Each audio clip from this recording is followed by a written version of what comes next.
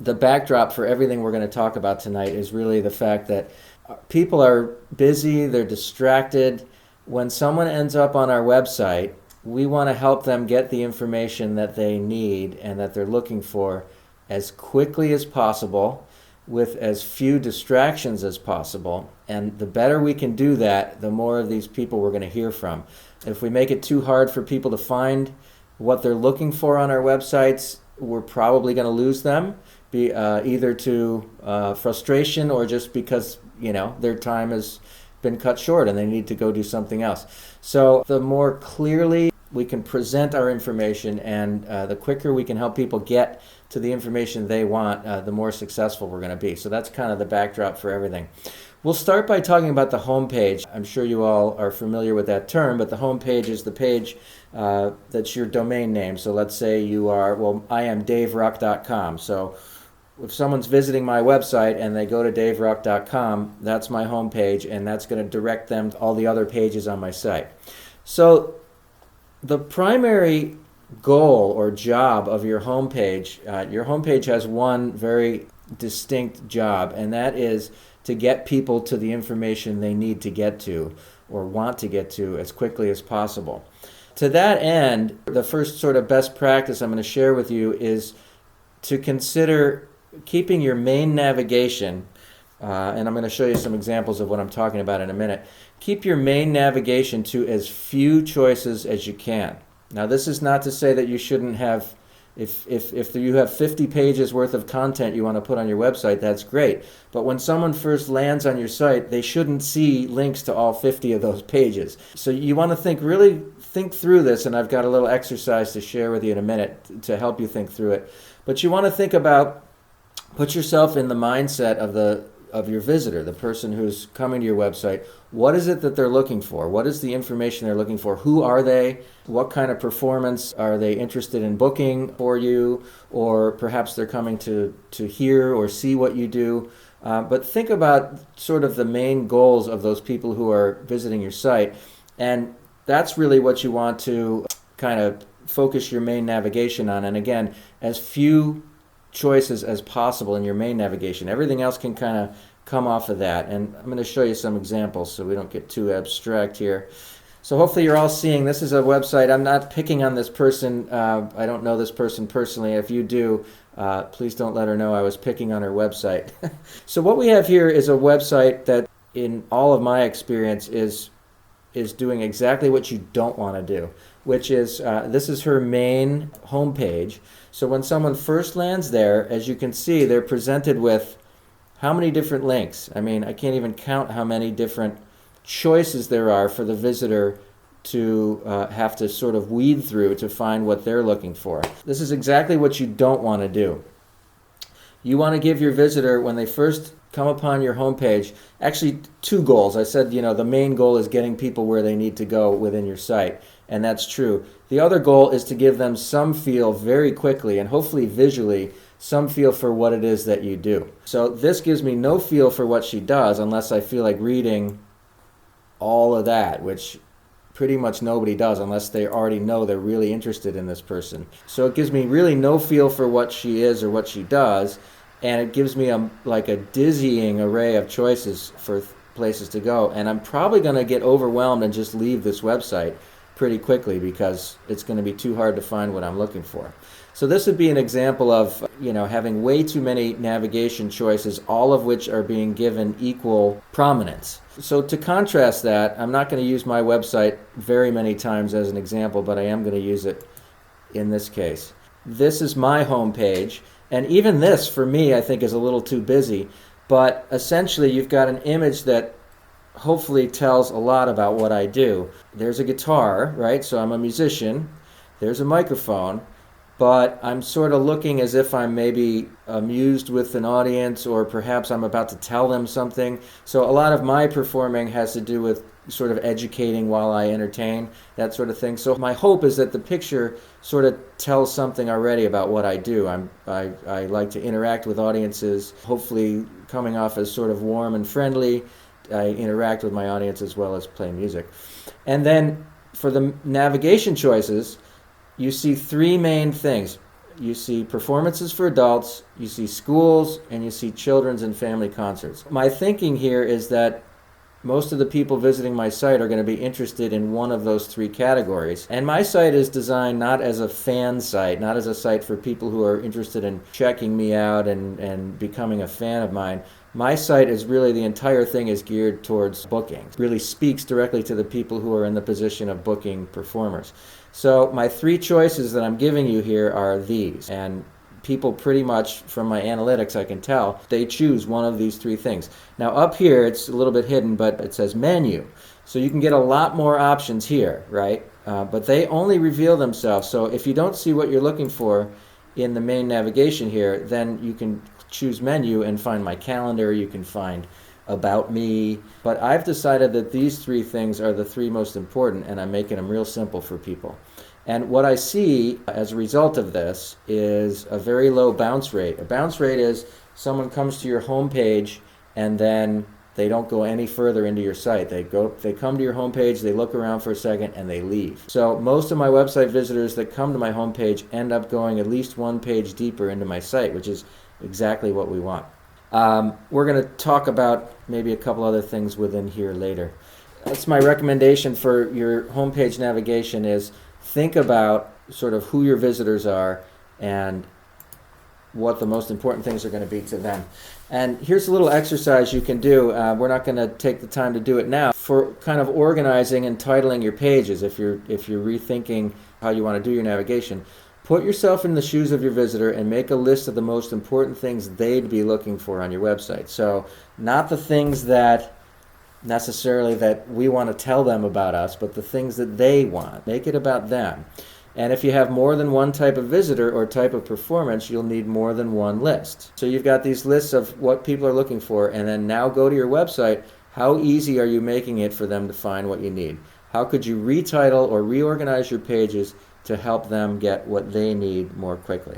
That's what it's all about, is helping your visitor get what they want. Let's get into some general best practices. One of my pet peeves, as I am on all kinds of different websites, not just performers, is too much blocky text without breaking it up. I think we're fooling ourselves. Of course, we all want to tell our visitor as much as possible about us because we're very interesting, right? And we want them to know everything about us. But if you think about it from their perspective, and think about it from your perspective, when you're visiting someone else's website, you really don't want to fight. You don't want to read a big long block of text. You want to kind of get a feel for what they do, and you want things to be easily digestible. So in terms of keeping people on your site, keeping people moving through your site, and keeping people interested in you, best practice is short little bite-sized pieces of text broken up with white space and images. And I'm going to try to show you what I mean here. It's all about not presenting a wall, a big sort of daunting wall of text, because again, you're going to lose your visitor pretty quickly. Okay, here's an example of a really bad, really poor use of text and images on a site. You just take one look at this page and you have no interest in trying to fight your way through it, right? You've got multiple sizes of text, you've got different type faces, you've got all kinds of different things calling for your attention, and the net result is you don't get anywhere. You don't learn anything. You want to leave. The last thing we want to do is make it difficult for our visitors. And then you've got all these other graphics, you've got all these links, right? So in terms of use of text, there would be ways for this person to present all of this information, but the way you want to do it is give a couple of sentences, then have a photo. Then a little bit of white space, then give a couple more sentences. Give them these little bite-sized chunks, they will digest the information. But if you present all the information right in their face, you're going to lose them pretty quickly.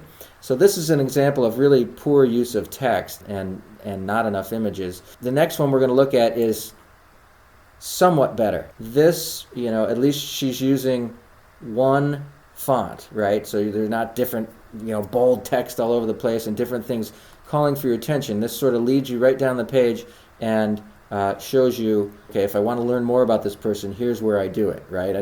My eye doesn't have to jump back and forth. However, this is not super effective. She's got a lot to say here, but again, she's just giving it as one long block of text, and most people aren't going to take the time to read all this. They're just not. They might skim it. They might just scroll down to look for something they can sort of grab onto quickly. But people don't have the time. They just don't to read a long bunch of text like this. So this is better use of, just keeping it all in a single font, but it's too much text.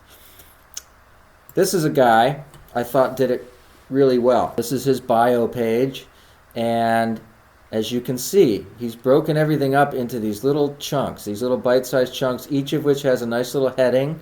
So you can see on a quick scan, okay, if I want to read about his early years, here it is. Musical influences, here they are. If I don't care about any of that, I can keep scrolling. Out west, so this is talking about his time out in Utah. I may not be interested in that. Return to the South. I may not be interested in that, or I may. But each one of them has bite-sized paragraphs separated by plenty of sort of white space. In this case, it's charcoal space. And then these nice headings to tell you exactly what each section is like. So he's conveying a bunch of information here, but in a way that it's sort of bite-sized and digestible. Next sort of best practice I wanted to cover is we talk about ourselves, because that's what we think we're supposed to do in our brochures, in our emails, on our website. What it really needs to be about is the person that you serve, your visitor. Most of us, we love to talk about what is called in sales and marketing features, right? Our features are about us, how long we've been performing, where we've performed, our latest CD or recording. Those things are all about us, and they're mostly not that interesting to the person who's visiting your site. If you can take your features and turn them into benefits, the benefit is about the visitor, right? So the feature is about you, the benefit is about your visitor. So the more of our features we can take and turn into benefits, the better off we're going to be. I want to show you one example of that from my own site, something I try to do. Back to my homepage here, is this phrase right here. I'm speaking directly to the person who might be looking to hire a performer, and I'm saying, delight your audience. I'm not saying award-winning musician. I'm not saying 24 years of great music. I'm saying delight your audience. That's the benefit statement. That's what they get out of it, is they get a delighted audience. That's what I'm trying to portray. Even my web designer didn't like this because he thought, well, what if someone's coming to your site because they are a fan? You want to talk about yourself. And I said, you know what? I don't. I want to talk to the person who's interested in booking me, because that's really the person that I want. So delight your audience is an example of stating things as a benefit. That's the promise to the person who's looking at our site.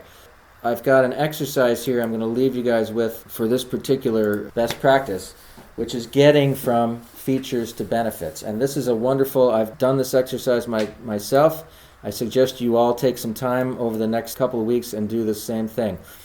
Simple method for turning each of our features, which are about us, into benefits, which are about them, the venue and or the audience. So make a list of every feature of what you do as a performer.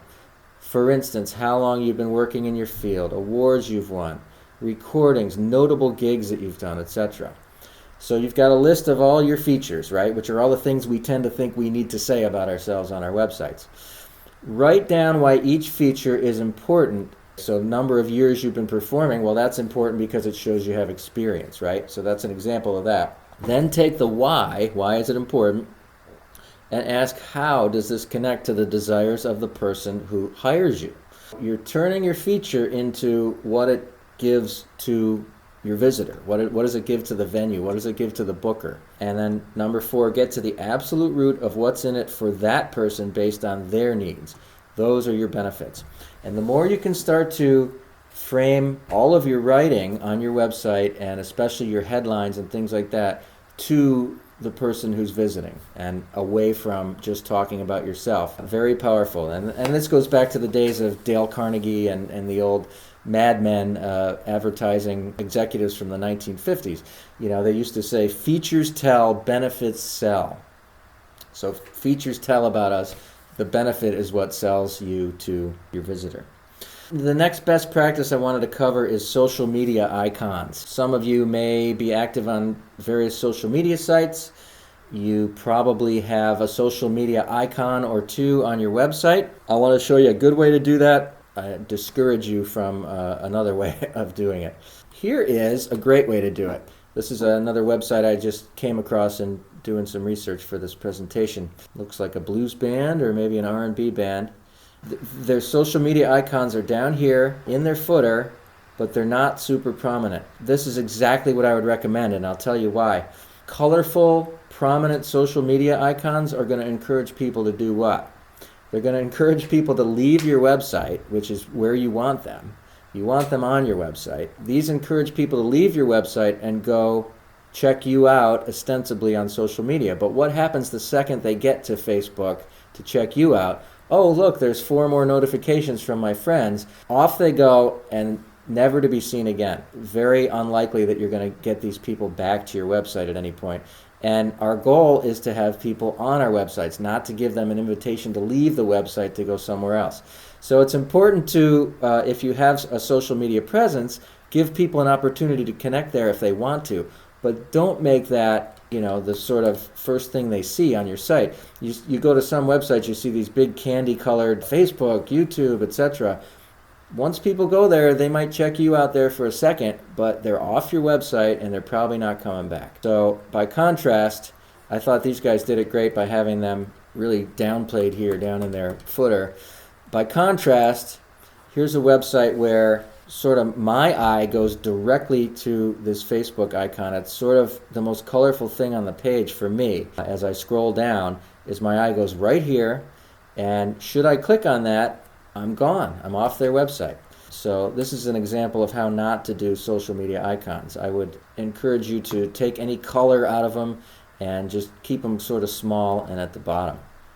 That's going to encourage people to stay. Great images. I can't overemphasize the importance of using high quality images. If a picture tells 1,000 words, we want to use it. What do people want to do? Read 1,000 words or look at a picture? We're all very visually oriented these days. Having high quality images of what you do, and a real trend nowadays is big images, maybe even an image that goes the width of the entire screen. The one thing to be careful about with your images is make sure you compress them. If you put an image that's really bulky, like a 2 megabyte image onto one of your pages, it's going to take your page forever to load for the visitor, and that has a detrimental effect not only on the number of visitors that are going to sit and wait for it, but also on your search rankings. And we're going to talk about optimizing our websites for the search engines in a little bit. But the bulkier your page is and the longer it takes to load, Google notices that, and next time someone's searching for someone who does social dance with kids in Albany or someone who's a singer-songwriter in Texas, Google's not going to show your site if Google's decided that your site takes forever for people to see, if it takes forever to load. So high quality images, but make sure you compress them, and there's some really easy to use free tools online. Image compression would get you there. If you just search image compression online, you can take any bulky, really high quality photo, compress it down to a fraction of its size in terms of bytes and megabytes and gigabytes, and still maintain almost all of the quality. So for your sales pages, whether you're selling anything outright on your site or really we're all selling our services, some things to keep in mind. One of the mistakes I see all the time is that even on really effective sales pages where they're talking about themselves in benefit terms, they're talking about here's what you get when you book me. So even on really effectively worded sales pages like that, you get to the bottom, so you're scrolling through, you're interested, you get to the bottom, and there's no call to action. It's one of the most obvious things that many of us leave off of our sites, and to our detriment, is not having a call to action. On every single page, we need to tell our visitor what it is that we want them to do next. It seems kind of overly obvious. It might even feel a little salesy to put a big call now at the bottom, or a big book, Joe now, or a big inquire now button. Research shows over and over again that more people are going to take the action when you tell them what action to take. And so it's all this thing of leading your website visitor by the hand here. So let's look at their bio page. Oh boy. So here's an example of kind of a daunting wall of text that you're probably just not going to want to read. It's small, it's not broken up, it's not organized, it's not categorized, and it just doesn't look really appealing to read. If you're really, really interested in these people, you might. But anyway, so let's say you've read down this and you're really and you've gotten more and more interested as you're reading about it, and now you're thinking, wow, these guys sound great. You get to the bottom. In this case, they have subscribed to our newsletter. Not a bad thing to have at the bottom, because at least maybe you can capture a few percent. But what I'd like to see right here is inquire about a booking, or some sort of call to action to get people to take the next step, because that's what we want. We want people not to just read our website and then go away. We want them to act on it. So a call to action really on just about every single page, and the call to action might be different depending on what page they're looking at. On a videos page, then it might be, let's say you're showing a video of one of your performances that you do in a library, right? Under that, the call to action could be visit library programs page, or see quotes from librarians, or keep people moving through. Tell them where you want them to go next. As they get to the bottom of one of your pages, don't have it be a dead end. Give them something to do next to keep them moving in the direction you want them to. Testimonials. This is a big one. So many websites that I visit, and you probably have seen this too, have a dedicated page that says testimonials, or what people are saying. What you find, if this is true for you, you can go to your own website analytics and you'll discover that it's one of the least visited pages on your website. And if you think about it, it makes perfect sense. When you're on someone else's website and you're trying to figure out where you want to go on the site, when you see a page that says what they're saying or testimonials, you kind of avoid it. Most people do, because it smells like marketing. It smells like someone's going to try to convince me how good they are. It's not usually what we want to see when we're visiting someone's site. Testimonials are super important and they're very powerful to use, but the way to use them is not to hide them on a testimonials page. The way to use them is to put it right on the page, the main page that's going to get a lot of activity. So this is, if you remember when we looked at my homepage, I had these 3 main navigation choices, right? So for anybody who's clicked on performances for adults, they're probably interested in possibly booking me for a performance for an adult audience. This is where I put my best testimonials having to do with my adult performances. Put them prominently, I sort of intersperse them with the text. So here's an example of a page where you've got a headline, you've got a little bite-sized section of text, then it's broken up with this testimonial, and once you've collected enough quotes from happy clients and people you've worked with, you'll start to be able to fit them in to justify something that you had just said in your text. And that's the most powerful way to use a testimonial. Is you say something about yourself, right, in the paragraph here, but then let someone else say the same thing in different words, and someone hopefully preferably with some credibility. So here's an executive director from the State Humanities Council saying that Dave is phenomenal. That's a lot more valuable than me saying I'm phenomenal, right? So then next paragraph, blah, blah, blah, blah, blah, and then another quote, and this quote sort of justifies something that I've said in the paragraph before. So again, you're not burying these on a testimonials page, because people aren't going to seek them out. You want to stick them right underneath people's noses. The use of testimonials is known as social proof. And social proof is a really powerful concept that you want to think about in a lot of different ways for your website. Social proof is essentially the concept that when we're shopping for something, let's say you're looking for a new lawnmower, you go online, you do a little research, okay, there's this lawnmower, there's this one, I wonder which one is better, and so you go to, let's say you end up on a site like Amazon, right? What do you look for to help you figure out whether you should get the Scott lawnmower or the ABC company lawnmower? You start to look at reviews, right? You start to look at what other people have said. You don't necessarily want to just go by what the company says about themselves. You want to look for what real people, what their experience has been with it. The more social proof you can provide to your website visitor, the more comforted they're going to be that other people have chosen you and been really happy with you. And that says a lot more than we can ever say about ourselves. Email signups. I sent out a survey a couple weeks ago to the subscribers of my blog, and these are musicians and storytellers and people who work with kids and other kinds of performers. At least half of them are not trying to capture any email signups on their website. I think that's a big mistake. As it is, 98% of the people that visit your site, you're never going to hear from. So they're there, they're checking you out for some reason, but 98% of them aren't going to get in touch with you. They're going to go about their day. And these are ballpark numbers. So if you can capture even a few percent of those visitors that would have gone away, if you can capture their email address, voila. Now you start to build a database of people you can keep in touch with who were obviously interested enough in you to give you their email address. So I want to encourage anybody who's not capturing email addresses, not capturing email signups, to start doing that. For those who are, there is a preferred way to do it in a way that's going to at least double the number of signups that you are going to get. And it all has to do with, again, not surprisingly, thinking about it in terms of what the benefit is to your visitor.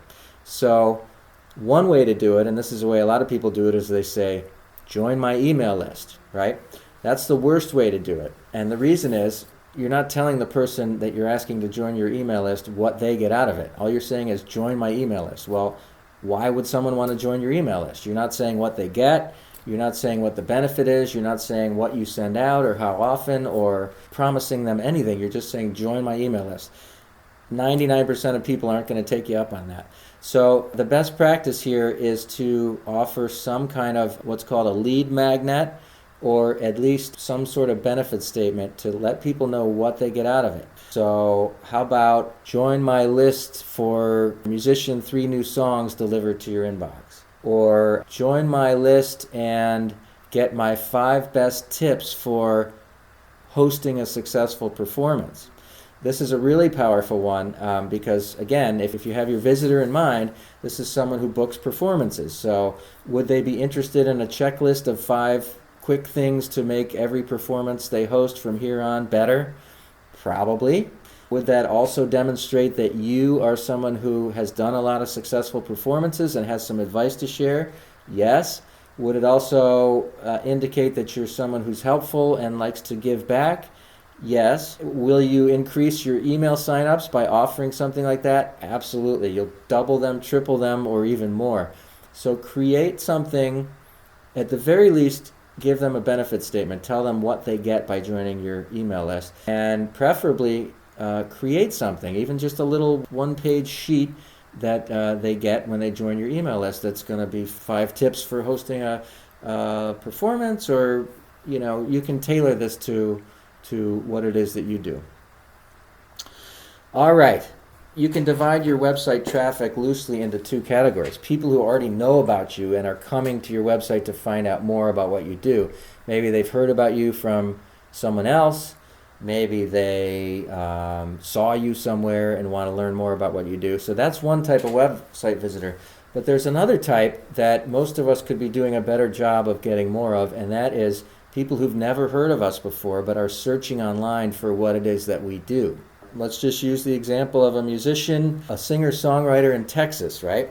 If someone's runs a folk music venue, or maybe is a library that hosts a music series, and they're looking, okay, who could I book? A lot of these people, they don't stay super plugged into the current scene in terms of presenters and performers. So they might type into Google singer-songwriters near me, or singer-songwriters Austin, Texas, or you name the geography. What comes up in the search results? We can have a lot of effect on that, and there are a couple of simple things. It's a whole field, and a lot of it's way too detailed for what we're going to cover here today. But there's a couple simple things we can all do to increase the chances that our website is one of the things that comes up when somebody searches Google for what it is that we do. So engaging performers for nursing homes, or dance callers for schools. People are searching for these things. And when they do, we want to make sure that our website is near the top of those search listings. So here are two things we can all do that will have a dramatic effect on how that works out for you. Search engine optimization is trying to get your website to appear in the search listings when someone searches for something. So I've done enough work on mine so that when somebody searches school assemblies in my area, my website comes up number one. Well, first thing that comes up is ads, right? So I think most people realize these are ads, and people have paid to be listed there. In terms of the organic search results, which is the sites that Google deems to be, and Google is all powerful these days, deems to be the most important, they've put me at number one and number two for two different pages on my website. So that's all because of a lot of work I've done on the back end to make sure that that happens. So here are two things you can do to all the pages of your site, and I'd encourage you to, if it's easy for you to do this, it depends on what kind of platform you use to host your website. If it's easy for you to do this, as it is in WordPress sites, you can do it yourself. Otherwise, have your web designer, developer do it. Doesn't take long, and super powerful. So the first thing is your title tag. Each of the pages on your website has a title tag, and what you put in that title tag has a lot to do. And a lot of us just have, when I go through artists' websites, I see a lot of times the title tag has just defaulted to like some of the words from the page. So it might say Judy was last seen performing in whatever. What you want to do here with your title tag is you want to use a phrase that people are searching online for. There are ways to figure that out, and I'm not. That's sort of again beyond the scope. But if you are curious, what is it that people are searching for online? Because obviously you want to pick a phrase that a lot of people are searching for. You can just type into Google keyword planner or keyword research, either of those terms, and you'll be taken to some websites that can teach you all about how to, and there are free tools out there to figure out what people are searching for. But let's say you have a pretty good, strong idea that, so for me, for the page that describes the work that I do in schools with kids, a common phrase that people would be looking for is school assemblies. So if I'm an assembly coordinator at a school and I'm looking for people who I can hire to come into my school to perform, I might type into Google school assemblies in Pennsylvania, right? So this is exactly how I've title tagged this particular page on my site, the page that talks about my school assemblies. I've given it a title tag of school assemblies in, and then all these states. Notice my name doesn't come till the end, and if I'd run out of room, I wouldn't have even included my name, because your name is not what's important in a title tag. The people we're trying to capture with the title tag, they don't know who I am, right? They are looking for school assemblies in. So you want to use a title tag that contains the exact same language that somebody's going to be using when they search. So school assemblies in Pennsylvania, boom, I'm going to come up. School assemblies in New York, boom, I'm going to come up. Now, not automatically. There's a lot of competition for these search results, but this is going to give you a way better chance of appearing higher in the search results than, let's say, just having your name, Dave Ruch School Assemblies or something like that. Because again, that's not, if people are searching for Dave Ruch School Assemblies, they're going to find my website anyway, because they're including my name. We're trying to capture the people who don't know about Dave Ruch, but are interested in booking school assemblies. So every single one of your pages is devoted to some different aspect of your work.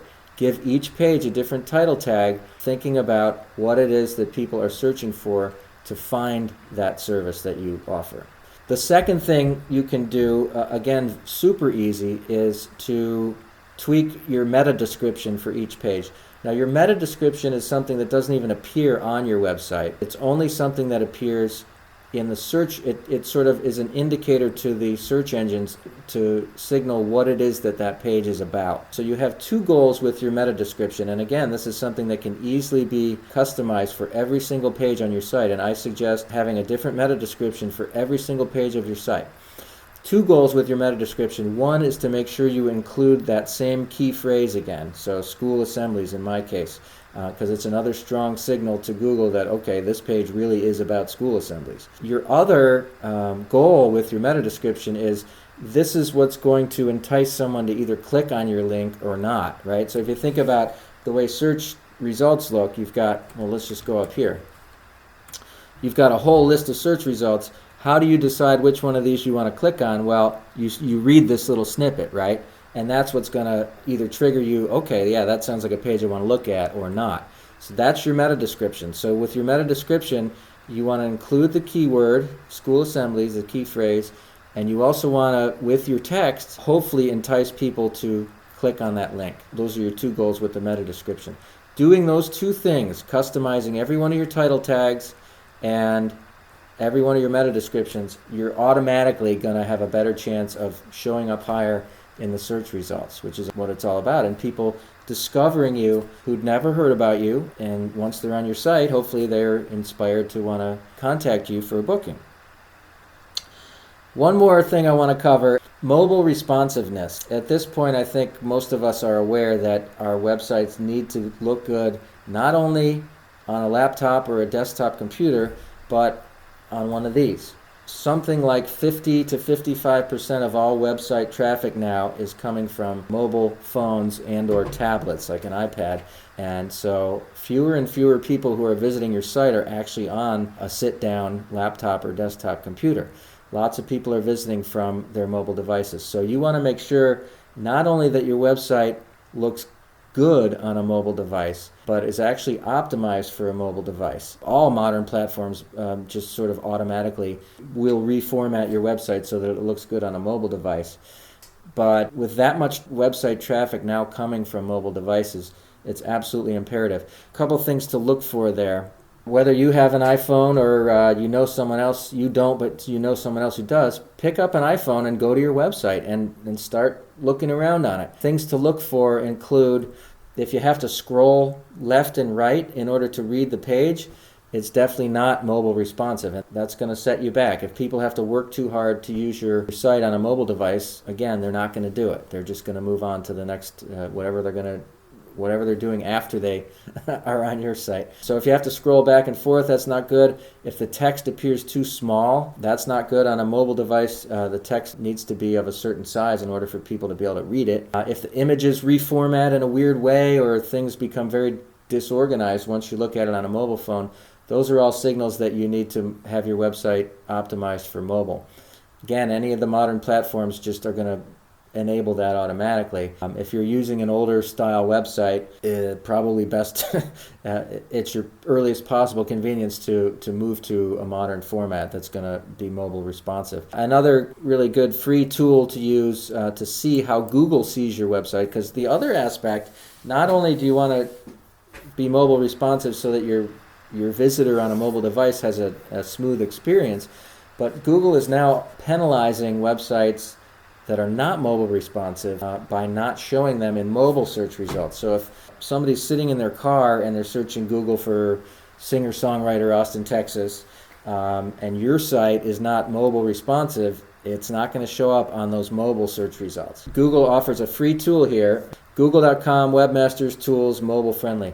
Go to this website and you can just type in your website address, click the go button or whatever, start button, and Google will give you a report showing you how it sees your site in terms of how mobile friendly it is or isn't, and will even give you recommendations for how to make it more so. I highly suggest you run your website address through this free tool, the mobile friendly test. All right, well, we have covered a lot. Each one of these things that we've talked about can potentially get you a couple of new bookings over time, and hopefully the net result of all of it is your marketing is going to be much more powerful on your site as a result of putting as much of this into practice as you can. I'm giving you a checklist here. So this is everything we've covered. As few choices as possible in the main navigation. Title each page in your visitor's terms, not in your terms. So not about me and awards I've won, but title it in terms of the things they're searching for. And it's good for search engines too, because, as we saw with the title tags. Break up text with images and white space. Avoid long paragraphs. Limit your number of fonts, colors, and text sizes. So you don't want people's eyes to be going all over the screen and trying to figure out where to go. You want to lead people. It should be a really smooth and clear experience for people. Stress the benefits of what you do, not just the features. Downplay your social media icons unless you want your visitors to leave. Use great quality images and make sure to compress them. Include clear calls to action. Tell your visitor what you want them to do on each page of your site. Don't hide your testimonials. Use them on your most important pages. Encourage email signups by telling visitors what they get out of it. Don't just say, join my email list. Optimize each page's title tag and meta description to help you get found by the search engines. And make sure your website is mobile responsive. So, that covers the content that I wanted to share with you guys. I'm glad to answer as many questions as anybody has.